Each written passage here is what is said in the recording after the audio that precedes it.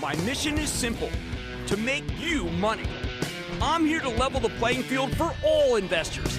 There's always a bull market somewhere, and I promise to help you find it. Mad Money starts now. Hey, I'm Cramer. Welcome to Mad Money. Welcome to Cramer. Got to make friends. I'm just trying to make you a little money. My job is not just to entertain, but to explain. So call me at 1-800-743-CNBC. Tweet me, Jim Cramer. Darn those stupid facts. They just won't play the game.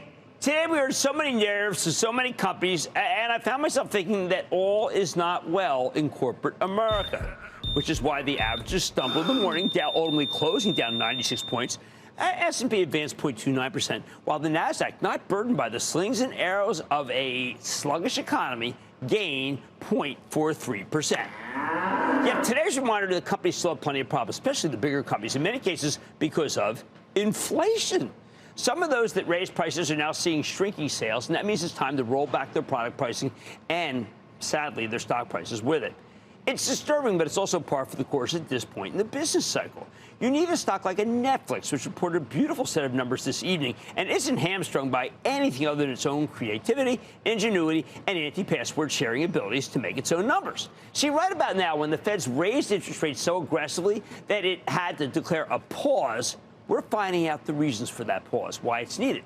But we're also hearing why the Fed might not be done tightening, or at least be reluctant to cut in the spring, because inflation is as sticky as a Cinnabon.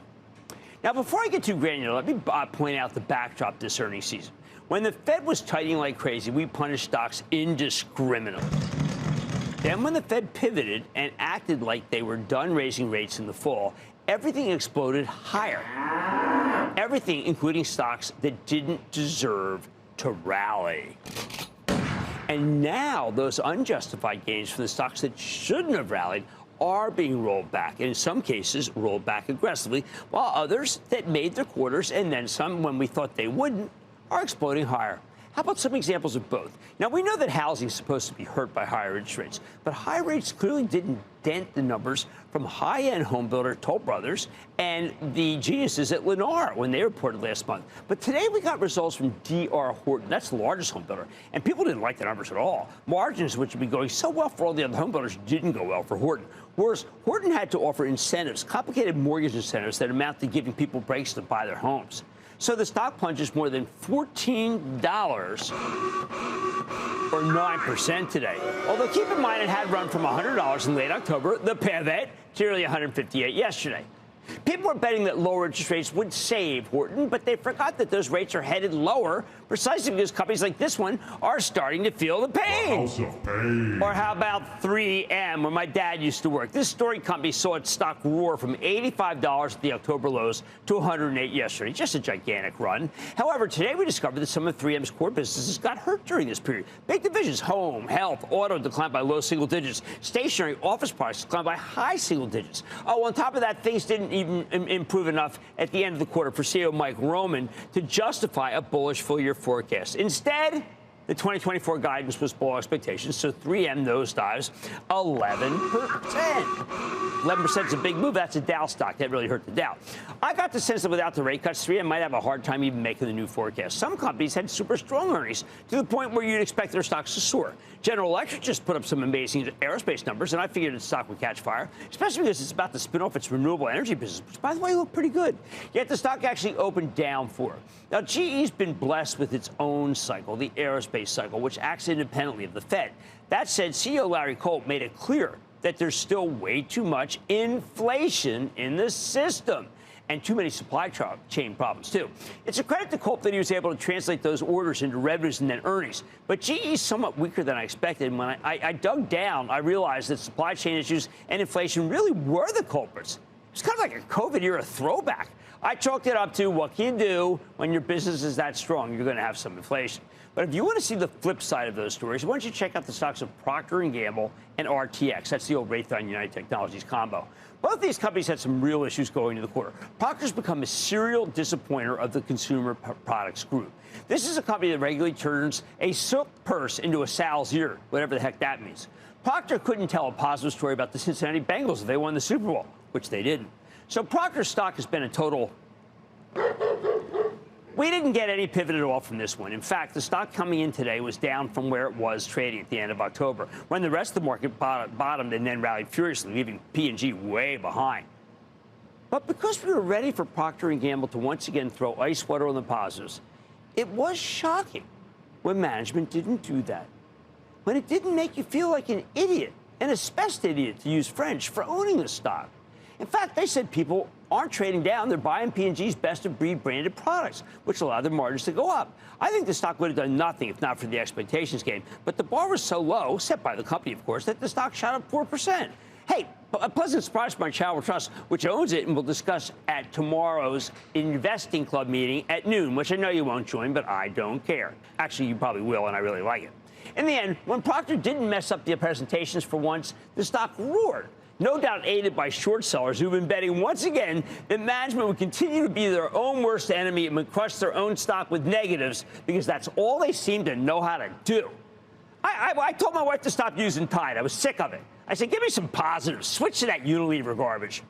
She stayed with Tide. See, we're weighted like everybody else. RTX may be the real tough one here. The stock rallied hard, up 5.3%. Because the company was able to contain a warranty problem involving its geared turbofan aircraft engine. Going into the quarter, there was talk that the $3 billion reserve RTX had taken for the engine problems back in September wasn't big enough. Lots of shorts were betting that way. Yet now we find out that $3 billion was probably much more than they needed, so the stock ignited. What I found most interesting, though, was how outgoing CEO Greg Hayes explained to me that the Federal Reserve shouldn't even be thinking about cutting interest rates. Talk about a parallel universe of that no one's thinking about, but Greg runs a big company. Take a listen to this. You won't believe it. The fact is there is still a lot of pressure on inflation. Last year, give you an example, we saw $2.3 billion of cost growth from our supply chain and from our labor base. That's about $800 million more than we expected. So the thought that the battle against inflation is over is, I think, misguided. I think this idea of cutting rates when you have 3.7% unemployment is also misguided. The fact is we need more participation in the workforce, and we need to get wages back to a sustainable level of increase. Now, I know Jay Powell watches it or DVRs the show every single minute, so he's probably shaking right now after you've seen that. Okay, probably never seen it. But anyway, that was pretty amazing, wasn't it? Makes you feel like the Fed should be tightening, not loosening. And therein really lies the problem. We have so many stocks that rallied because buyers were betting on low inflation, a strong economy, and a series of rate cuts. Do we really want those rate cuts? Sure, if you're a suffering home builder like D.R. Horton, but no way if you're a manufacturer like GE or RTX. They still see way too much inflation in the system, and lower rates will just exacerbate their problems. Holy cow, these were two incredible calls. Which brings us all the way back to the top. Today, we realize why the Fed's doing nothing and should stay doing nothing. Maybe we're finally getting relief in home prices. Maybe we're on the cusp of solving the inflation problems of RTX and GE. Maybe Procter can be innovative enough to fend off lower price competition. Or maybe this economy needs another rate hike to make sure all that happens. Boy, is that ever not on the table, huh? Is that ever a contrary view? Bottom line, when you're on the battlefield, the fog of war is so thick, you don't know if it's time to raise rates or cut them. Could go either way, which is why it's nuts that so many money managers are betting on a premature rate cut in March. They ought to go read the conference calls that I did today. They will learn how wrong they are going to be. I want to take calls right now. I want to go to Elizabeth in Florida. Elizabeth.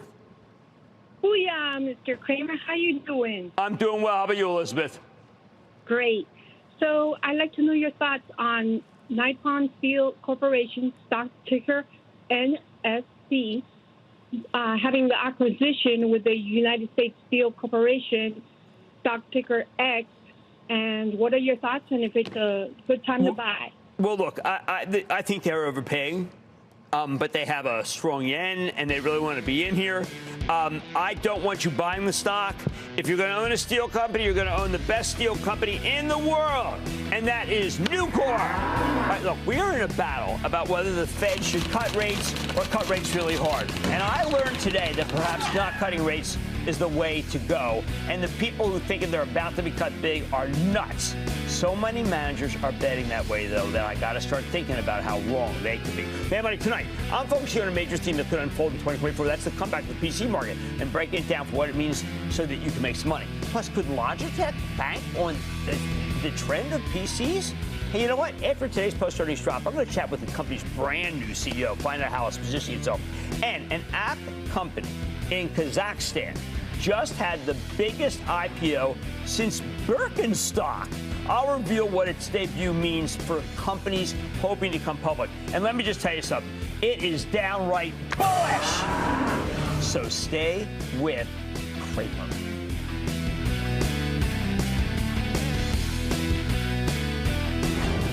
Don't miss a second of Mad Money. Follow @Jim Cramer on X. Have a question? Tweet Cramer. #MadMentions. Send Jim an email to madmoney@cnbc.com or give us a call at 1-800-743-CNBC. Miss something? Head to madmoney.cnbc.com.